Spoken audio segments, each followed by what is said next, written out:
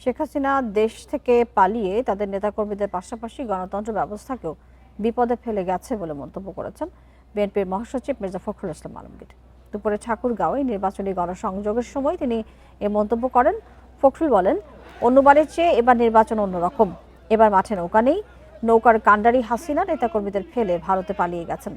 গণতন্ত্রকে বিপদে ফেলে মহাসচিব বলেন, যারা পাকিস্তানি সেনাদের সাহায্য করেছে, হাজার হাজার মানুষ হত্যা করেছে, তারা এবার ভোট চাচ্ছে। যারা দেশকে বিশ্বাস করে না, স্বাধীনতাকে বিশ্বাস করে না, তাদের ভোট না দেওয়ার আহ্বান জানান বিএনপির এই নেতা। মানুষের অধিকার প্রতিষ্ঠা করাই বিএনপির রাজনীতির মূল লক্ষ্য বলে জানান মির্জা ফখরুল।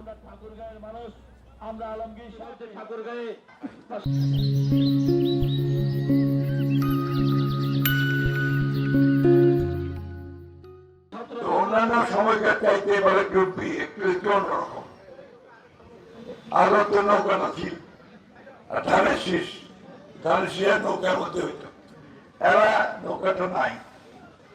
নৌকার যিনি কান্ডারি, আমাদের সাবেক প্রধানমন্ত্রী হাসিনা, উনি আপনাদেরকে ফেলে ভারত চলে দিল্লি থেকে বসে আছে, আর আমাদেরকে বিপদে ফেলে দিয়ে গেছে।